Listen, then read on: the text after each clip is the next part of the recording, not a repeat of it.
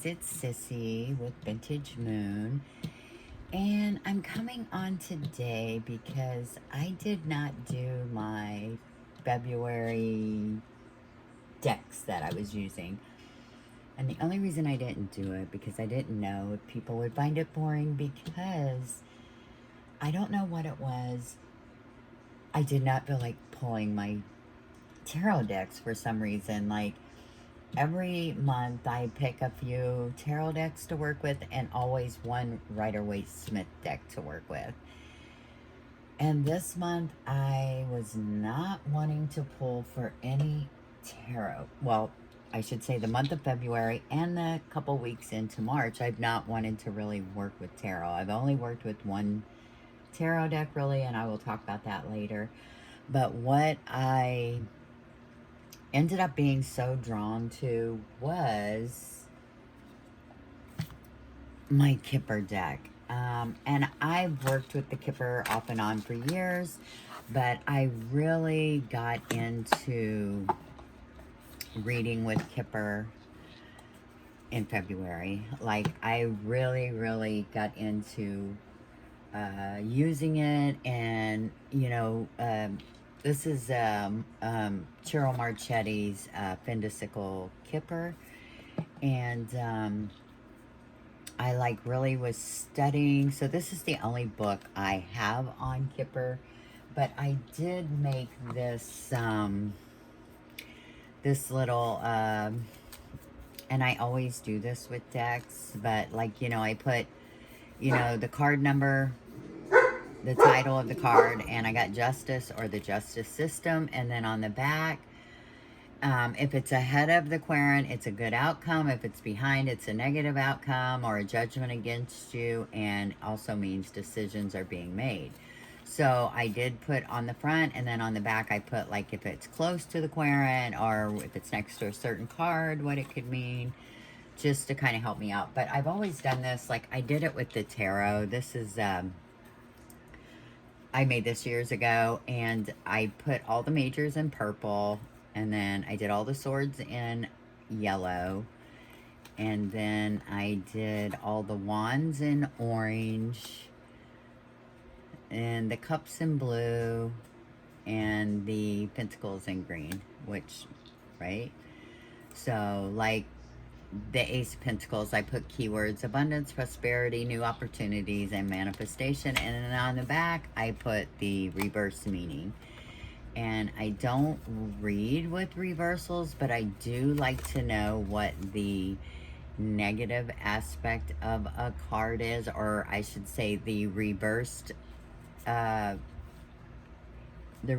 meanings of a card are, and kind of read them both and decipher myself in the reading what I think it is. But anyway, yeah, so I did that. So I decided to do it with my Kipper. And I did watch videos on Kipper.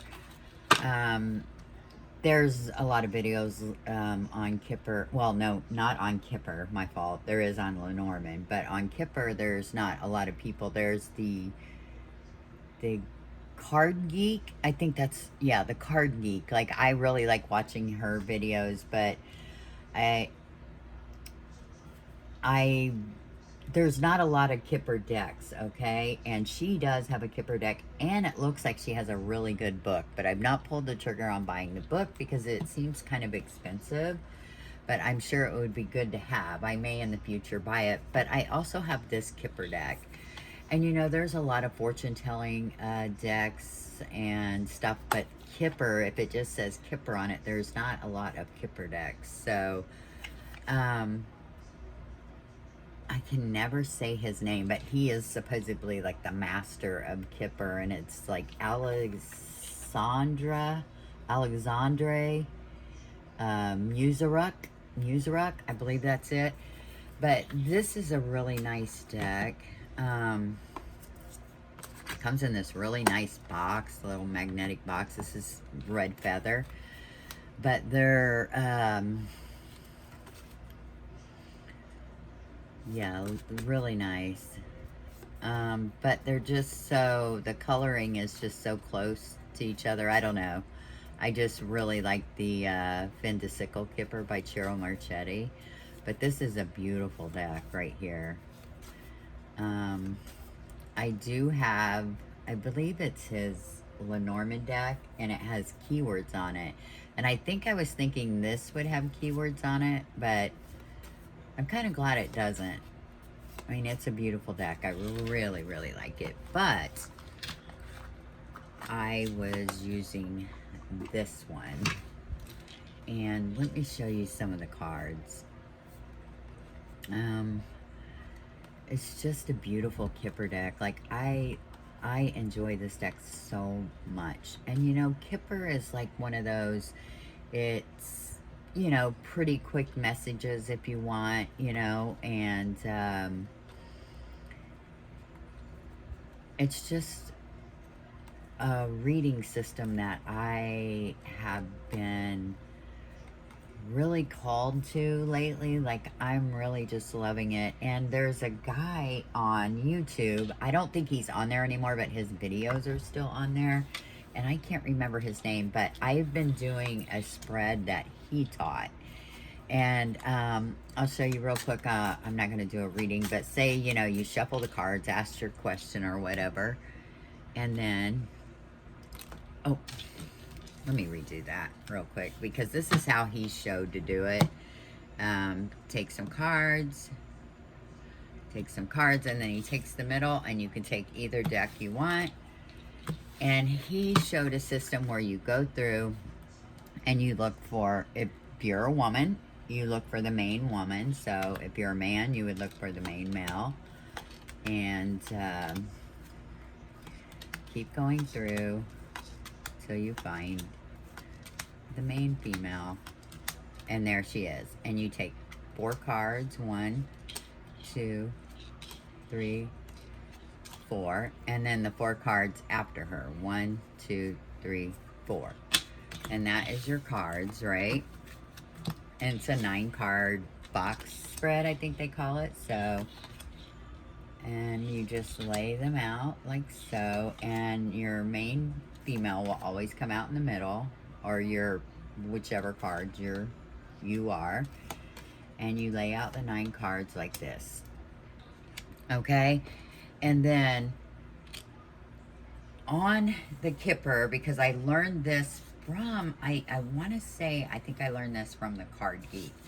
So your central card, which I have started pulling the 9 cards without looking for the main female, just pulling 9 cards out, but shuffling and splitting it the same way. But your center card would be the central issue. And then you look at the frame, the 4 cards in the corner, which is the context of the situation. And then the 3 cards down this way are the past, you know, what was the past circumstances. And then the 3 down the middle would be the present. What are your present circumstances? And then these 3 cards would be the future. What could the future circumstances be?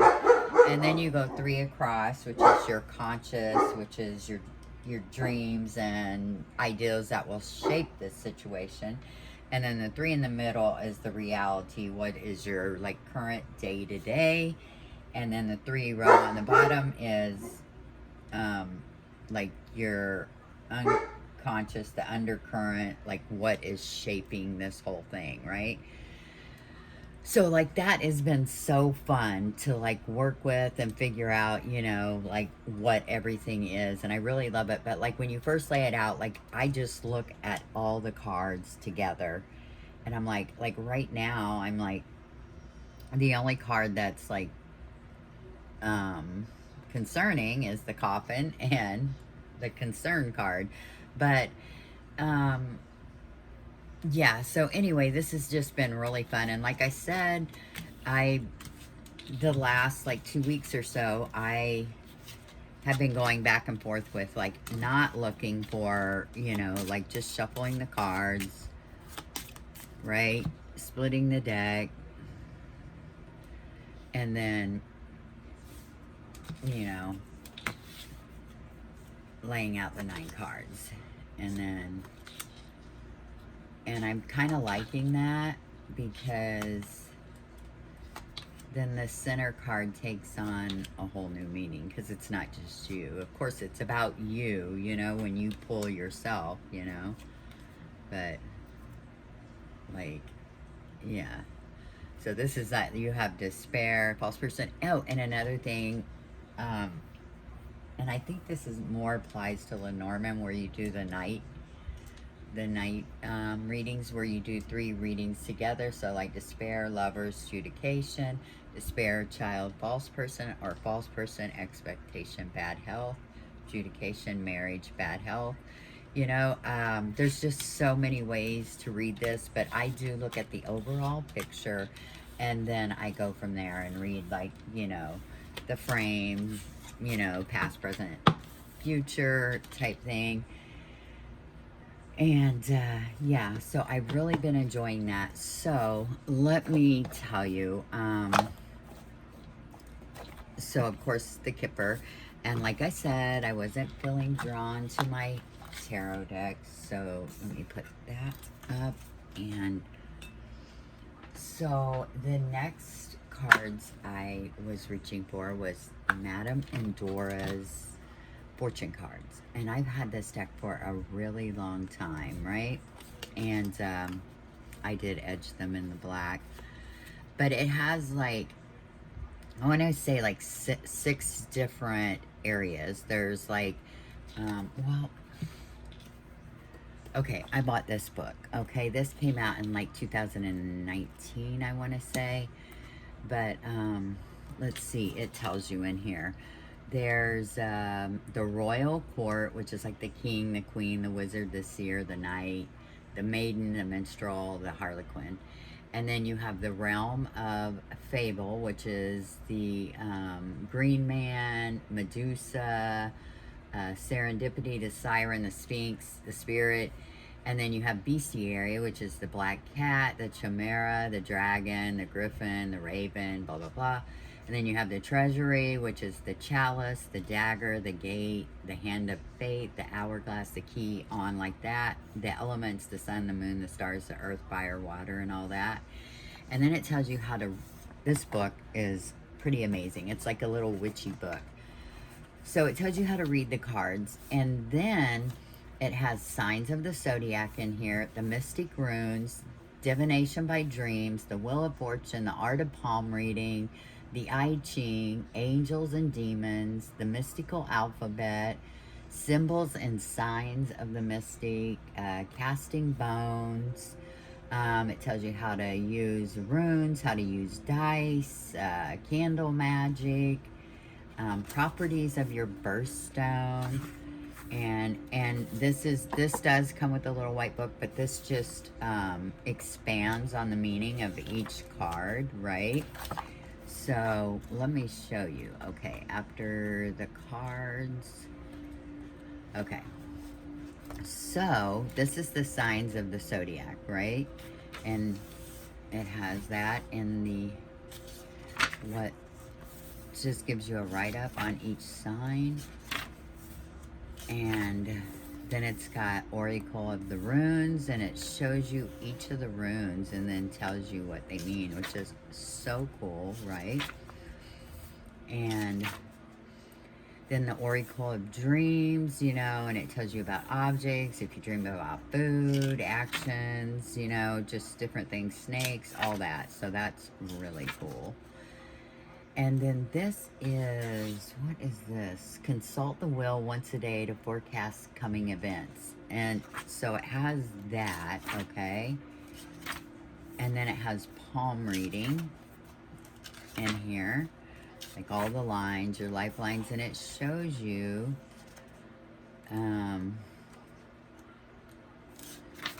like your fate lines and everything. And then you have the Paku. I don't know. I had one of these. It's a feng shui type thing. But, and then the I Ching.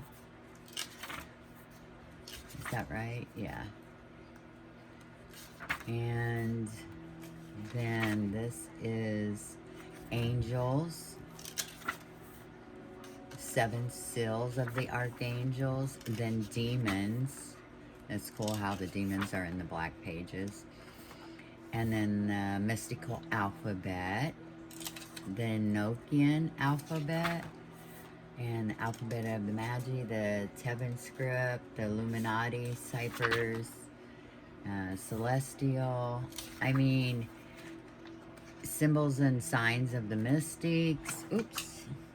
And I mean, alchemical, amulets and talismans, birthstones. I mean, look, how long could I go on about this book? This is a fantastic book. I mean, it is just chock full of information. Let me get my card that I dropped. But yeah, so of course this is fortune cards, and I've really been enjoying this, but I think I've been enjoying the book so much. It is just a great, great book, okay? So then I was like, let me get my Chronicles of Destiny out. And I've had this one for years, and I love this deck. But see, it looks like a book. See how it looks like a book? And it's fortune cards. It comes with this book. Let me get the cards out. And this is the back of the cards. And there's 60 cards in this one. And like each card in the book is considered a chapter. And I will show you the book. But this is like a combination of fortune-telling cards, Kipper cards. I mean, it's just a mismatch. But they even have querents in here, male and female in here. And they have 2 of each of the females, 2 of each of the males. So that's cool, you know. But yeah, this deck is just so enchanting. I mean, I love this. It is just so good. And I love using it. And I'll show you, like, let's see. Okay, like here's the table of contents, and it starts off Chapter 1, The Enchanted Emporium. Chapter 2, The Guardian of the Books. Chapter 3, The Hero. And then it's got how to read the cards, about the keywords, and card spreads, and then it has like tells you about time and how to clear the cards. And but this kind of comes from, they said, bibliomancy, which, you know, is like getting a book and then with your eyes closed pointing to something in the book and reading that sentence or that word. But there's a spread in here that I love doing because I don't use a lot of them with this one, but there is a lot of spreads in here with like quite a few cards, which I haven't really done those. But this one right here is called Open Book Spread. And it says the open book spread can be useful when you want a quick or insightful response to a particular query. It is inspired by bibliomancy, as mentioned in the introduction, where a chosen book is opened randomly and a line or passage selected with closed eyes. And it tells how, like, some readers want to draw a daily card to meditate upon or look on. And it's saying you could still do that, but if this works better when read in combination with other cards, which is sort of like Lenormand. You know, you can't just read one card. So this is so cool. So you would just pull one card and then another card, right? And it's like an open book, right? So you have accepting the quest and the dream catcher. So, I mean, if you want, oh yeah, it's got this really nice part in the back. Let me show you. Oh, it's in the very, very back. There we go. Keywords. Keywords at a glance. So if you want, you can just go to the back of the book, look up the card by the number, and then you have like a lot of keywords in here, right? Or you can go read the story on it, which I love. Like, let me just look up this one. 31, the dream catcher. Let's just see what it says for that.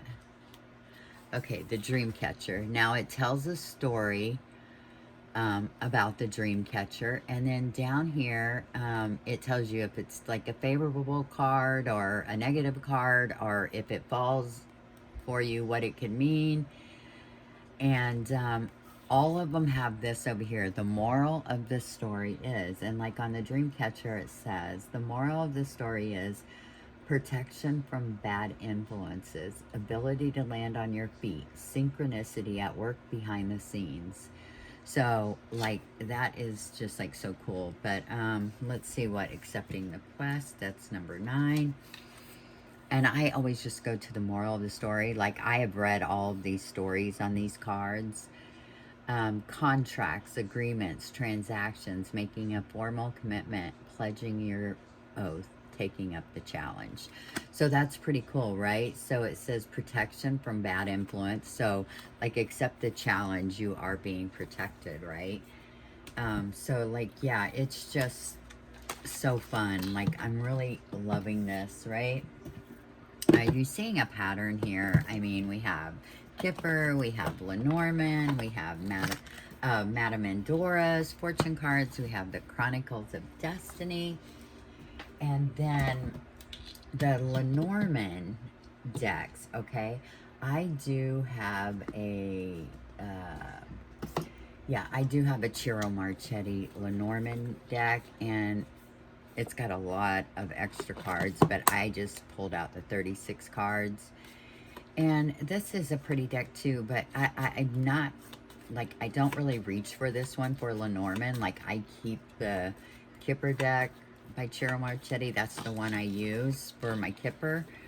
But for my Lenormand, which I have a lot of Lenormand decks, but I really love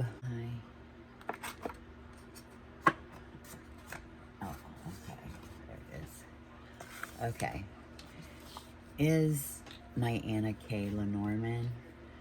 This is such a beautiful Lenormand deck. Like, this is definitely one of my favorite Lenormands right here, the Anna K, which of course the Anna K is one of my top 5 favorite decks, so a tarot deck. So of course I love this Lenormand, okay?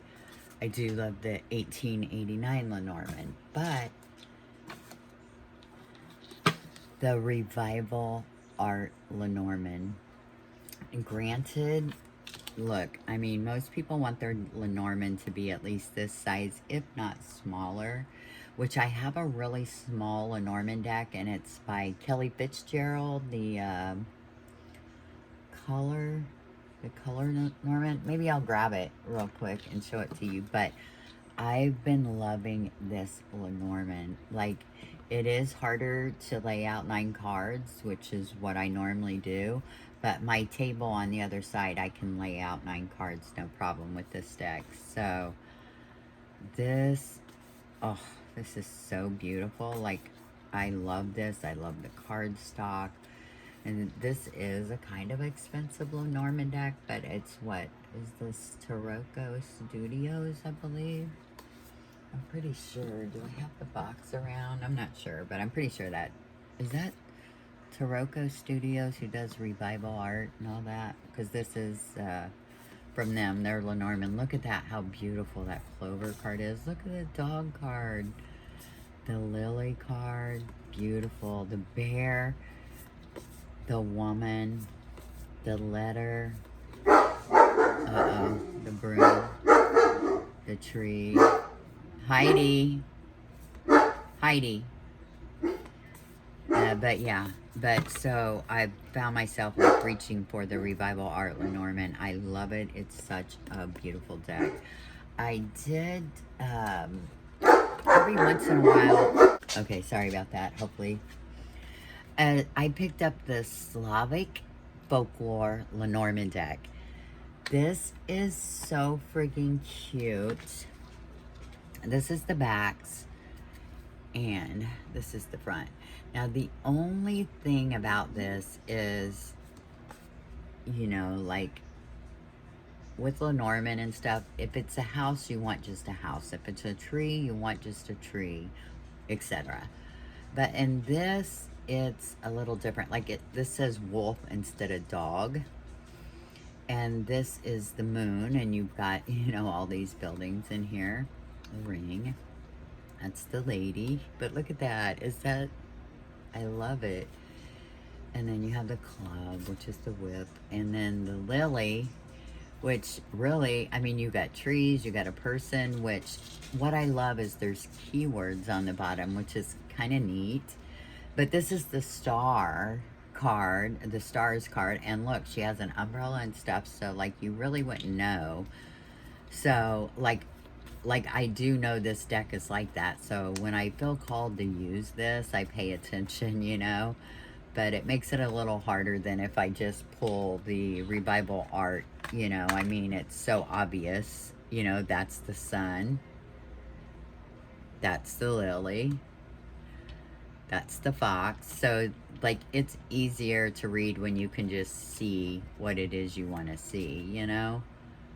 So yeah, but it's a really cute deck. I really like it. It's got that, you know, folklore feel to it, which is what it is. But I do have a really good book on Lenormand. It's Lenormand 36 cards, and this is a really good book for studying Lenormand, which I'm really enjoying this book. So I do rely heavily on this book while learning Lenormand. So a lot of times with the Lenormand, I pull just 3 cards. And like sometimes I'll pull 5, you know, but as a rule, I just pull like 3, you know. And I've really enjoyed this. This is the only card, that ring. It looks like the woman. Sometimes this throws me off, but I do know this is the ring, you know. But it's the only card that kind of will throw you off because it looks like it's the woman, the fish. But yeah, this is a beautiful deck. I love using it. And okay, I been only called to pull for 1 tarot deck, and all of February I just used the Touchstone Tarot, okay? And yeah, you guys, I did not trim this tarot deck. This is the backs. And yeah, it has that, I don't know, this deck is just like a warm hug or something. Like, I love this deck. I love the artwork in it. And I love the deep, moody colors. And that's kind of like how I like my Kipper and my Lenormand. I like that moody, you know, feel to them. I do right now anyway. So this is the only tarot deck that I've been pulling, okay, until like, I don't know, maybe 8 or 9 days ago. I pulled out, let me get it here, my Fairy Tale Lenormand, okay, and the box is put up, but this is by, the artwork is by Lisa Hunt. Let me see, I forget if, I don't know, this is an out of print deck, but good news is I heard that she's supposed to like be doing a Kickstarter, or this deck's going to come back out this year in 2022. But I had this deck and it's been wrapped, sealed, never been opened before, and I was like, I'm not going to open it. But I do have all the decks by Lisa Hunt. I have the Animals Divine, I have the Celtic Dragon, which I love. This Spirits and Ghosts, I believe it is. I have that one, and there's another one I can't think of. But anyway, I have all of her decks, and I have her Lenormand deck too, the Fairy Tale Lenormand. But I opened it. I was like, I just want a I just feel like that's the only deck I want to work with right now. So I did open it, and I am so glad I did. And the book is amazing. It has a fairy tale for each of the cards, right? And at first when I open it, you know, the deck's in order, and I thought, oh, I'm going to go through and read each story with each card, and I started doing that. Like the first 3 cards I read this story, but the first 3 cards that I read, I was like, wait a minute, I just want to use the deck. So I started using the deck, and I was just pulling like 3 cards, and I was reading the stories for all 3 cards that I pulled. So I've read a majority of the stories, and they're just so fun to read, and I just love Lisa Hunt's artwork. I wish it was a little bit bigger, but it's fine. It's fine. I can still see it just fine, but it's a beautiful deck, and I love this. This is like right down the street from my house, right? See the palm trees and the sun. But yeah, I love that. So yeah, so I just started using this deck a little over a week ago, and I've been enjoying it so much, and the fairy tales, and I'm so glad I opened it, because I kept saying, I'm not going to open it, it's sealed, I don't want to open it. And I was like, I bought the deck so I could use it. I don't know why I'm so worried about opening it, but I did open it, and I'm glad I did. I'm like, this is making me feel good, this tarot deck. So that's where I'm at right now, right? The Chariot. But is using the Fairy Tale Tarot, Lisa Hunt, and using all my fortune cards, Madame Endora's fortune telling cards, my Lenormand cards, my Kipper cards, the Chronicles of Destiny, and I've just been enjoying that for the last, 6 weeks or so. And I figure I got this one out. I'm still not feeling drawn to use tarot, except for the Touchstone Tarot and the Fairy Tale Tarot. So that's where I'm at right now. So that's why I didn't come on, but I thought I'd go ahead and share with you. I'm just in a funk right now, and I'm just like concentrating on Kipper, Lenormand, and fortune cards, and I'm loving it. And I think why I'm drawn to this fairy deck is reading the stories about each card, because I told you the month before was January, I used this deck, Tarot of the Divine, and I love this deck so much. I love everything about it. The colors, the card stock is beautiful. I love it. And all the stories, and I have the Beneath the Moon book to go with this, and I was reading all the stories. So I don't know what it is about like just learning something and reading stuff. And even with the Touchstone Tarot, I love reading the book about the paintings and looking up the paintings, and I don't know, it's just a whole thing with me right now. But anyway, that is enough of my rambling. I hope you all enjoyed that, and I will talk to you all again real soon. Bye-bye.